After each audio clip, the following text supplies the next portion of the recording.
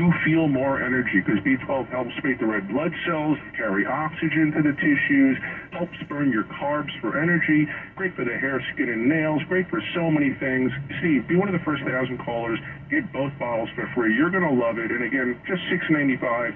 Even if you're getting 2 free bottles, they're not putting it in 2 separate boxes, all in one box. Just $6.95. Give it a try. You're going to do great.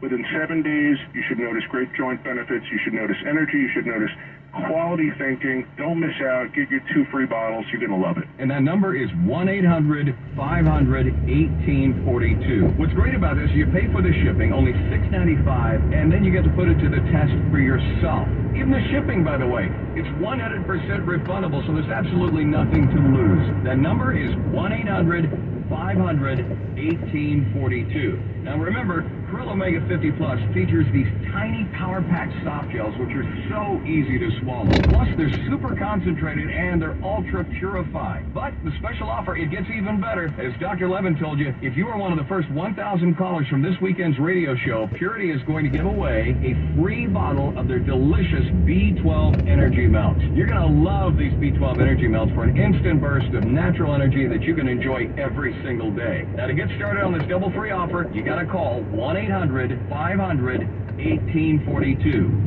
1-800-500-1842. Now, the special offer is not available in stores or online, only through the special hotline set up for today's show only. So call right now for your free bottle of Krill Omega 50 Plus and your free B12 Energy Melts by calling 1-800-500-1842. Again, 1-800-500-1842. One more time slowly for your 2 free bottles, 1-800-500-1842 right now. Preceding was a paid advertisement for Purity products. These statements have not been evaluated by the FDA. This product is not intended to diagnose, treat, cure, or prevent any disease.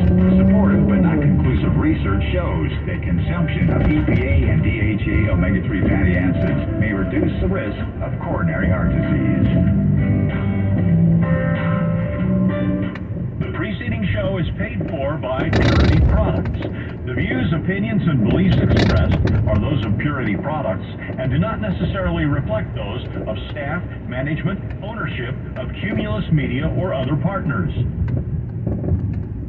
The right perspective. Talk Radio 560 KSFO. Talk Radio 560 KSFO San Francisco. KSEN HD2 San Mateo. A Cumulus Media station. Commencement address. I'm Deborah Valentine, Fox News.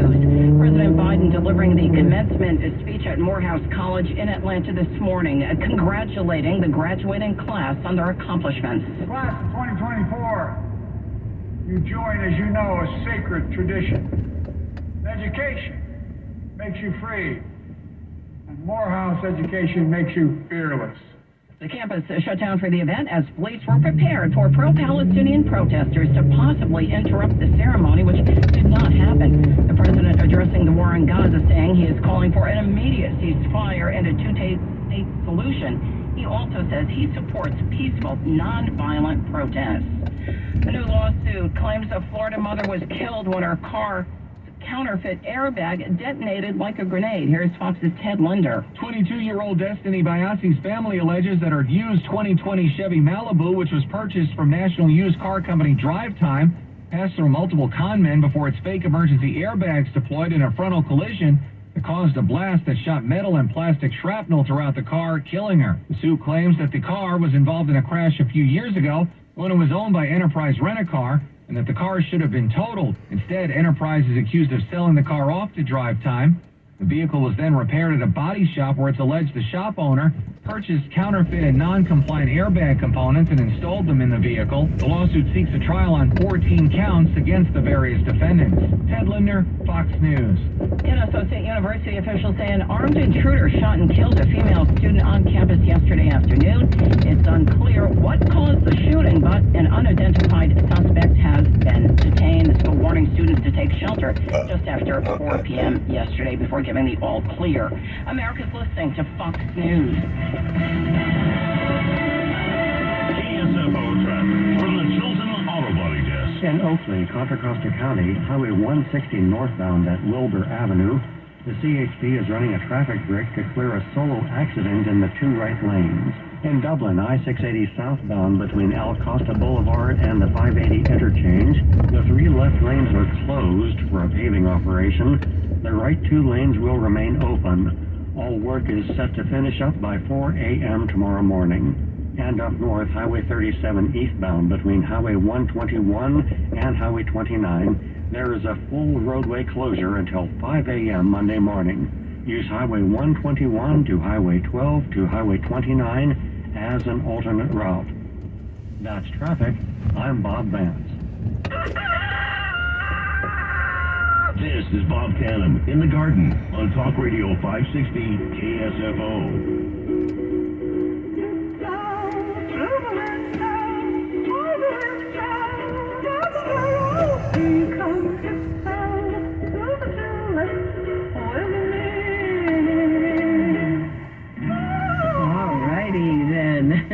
Welcome to Bob Tannum in the Garden. This is Edie Tannum as the host.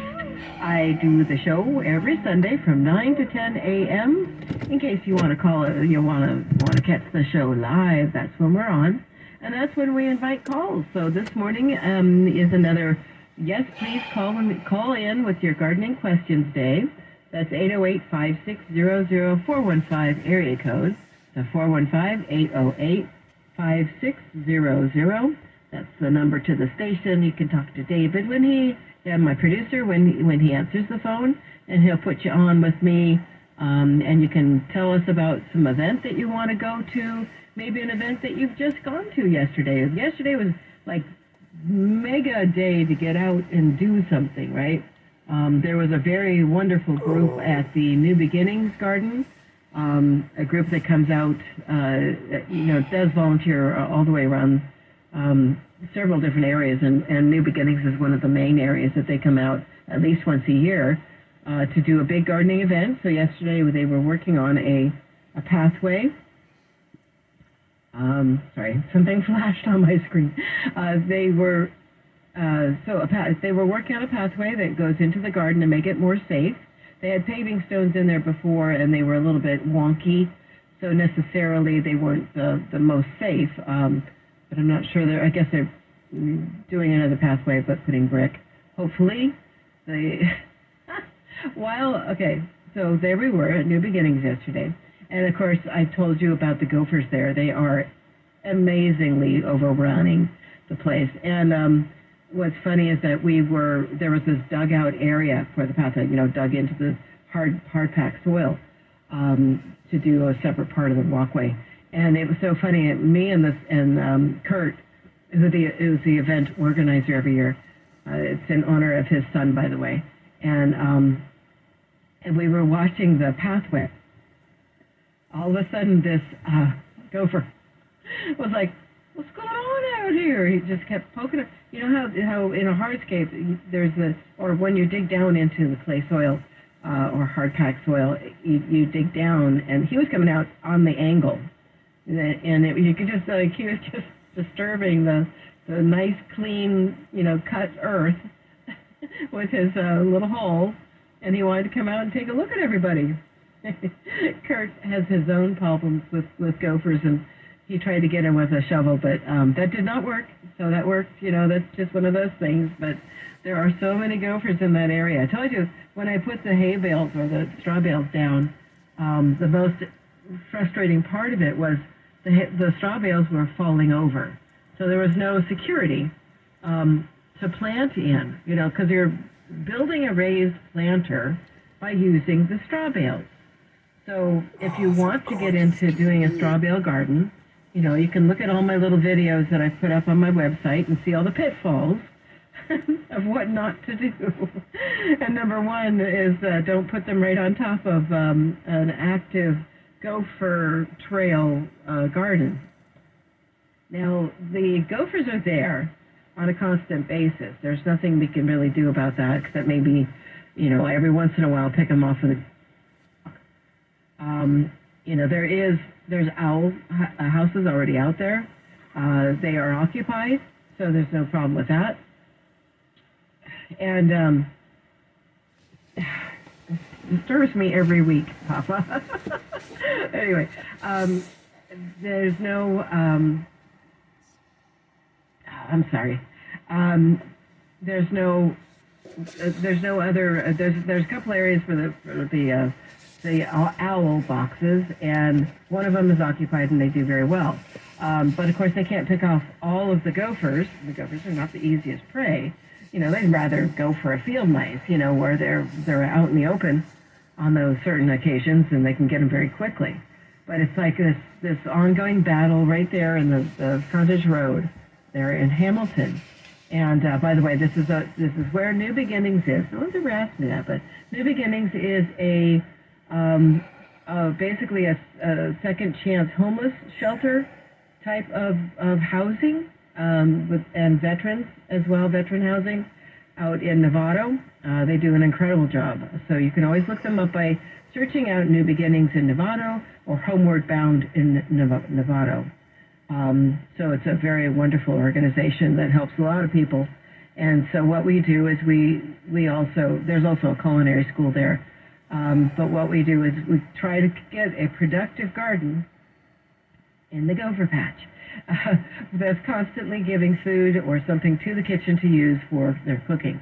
There's a lot of herbs. We just got a wonderfully large donation from Kawahara Nursery. That's a grower that we've known probably since they began, almost. Family-owned business way back when we had our nurseries that started in our first nursery in 1961 when I was born. And that's when my father bought the land in December. He bought the nursery, actually. It was already a business. And developed his, Bob Tannum's Garden Center in Santa Venetia, in Santa Fe. And then, so that was one of those nurseries that we started in very early. I'm not sure when our first purchase was or anything like that, but that's when we started with Kawahara. And the family-owned business out of Morgan Hill. So yesterday, or the day before, Friday, when I've got my days mixed up. Wednesday it was, that's right. Wednesday they dropped off a whole bunch of herbs that we ordered. We've got some sage, we've got some parsley. These are all going to be planted around the garden and used, as I say, by the kitchen. And so that's why we do it. That's the main, the renewal process of it. We've got the tomatoes. David got the big batch of tomatoes in, which means that he builds this huge structure. He puts in these poles, puts in lodge poles, and then he has this trellis that's practically 8 feet tall, I think. And then, so the tomatoes, depends on which type of tomato he grows. But whatever he does grow, he's prepared for the cage of it, and he's got these wire structures that he puts across and holes that are through each pole in order to supply that support. So he's also going to build something like that, a little bit smaller, over my bales, because I've only got 4 bales that are still upright. The rest of the bales, I went ahead and took apart yesterday, and I, basically broke them all up so that they were no longer just, flat sections of hay. That's what happens. They densed up. And what was interesting when I was breaking them apart, there was also these very interesting, there were other things in there besides just hay. But I'm sure when they harvest it, there's got to be mud that ends up in it. And that's what they were. A couple of mud clots. You can tell they were gray mold, gray mud, rather. And I took those out when I found them, and that was fine. But I broke apart the bales. A lot of hard work, but I ended up going, why aren't I using a pitchfork for this? That would be easier, so I did. And so I broke up the bales and then rebuilt them so that they were raised beds. So now I have the rest of the bales, which are 10 bales, 5 on each side, that are now just raised bed, rather. Which was the original plan that my dad started with, and that was part of the thing that was in the back of my mind, is that I really wanted to bring back the raised bed. But why? there was a lot going on in my mind going, and I talked to David about this. I said, David is the head gardener there at New Beginnings, and I asked him, I said, why don't we build up the soil again? And he just goes, nah, it didn't seem to work. Your dad said that it wasn't really something that was sustainable, and which I totally understand because of the way the soil can compact. But instead of digging down to make a path to create that, raised area, they decided to just allow the soil to just flatten naturally. So when I was doing the straw bale gardens, I thought, well, this is a great idea, because as the bales break down, we're not going to, pitchfork away the hay when we're done. We're just going to let it sit there and continue to compost. So that's what I did. So of course now the bales on the far end are, they're regular height of a bale on top of soil, but the rest of them are more flattened down and broken up and backpiled. So I'm going to be planting peppers, and then I've already planted the celebrity tomatoes. That's what I found. That's what we got from Kawahara. So celebrity tomatoes are in, and the habaneros are in, and I'm just going to plant some serranos, and I'll let you know how that all turns out. So that's my big project. We're going to be watering in fish emulsion on a regular basis now to make sure that the gophers are deterred. That does seem to work, by the way. So if you've got a gopher patch, put a weekly, dilute solution of fish emulsion on your planters, and to try to get them to stay away. I don't know if that works for voles. Voles are kind of interesting. They're above ground and below ground. They're harder to get rid of. But that's another thing that Kurt asked me about yesterday was how to deter, as you get moles and voles besides gophers. And the gophers are the only ones that really stay away from the carnage. So if you've got anything that's rotting that you want to bury in your yard and you're not worried about attracting raccoons or other animals like kitty cats or anything like that, then you can bury other rotting meat, and that will also deter the gophers. They have a tendency to stay away. I don't know if human hair, if you know a barber, I don't know if human hair works. Right. I don't know if grounds work. I don't know if marigolds work. Yeah, let me do that. Oh, yeah, no. 6:30, Jake.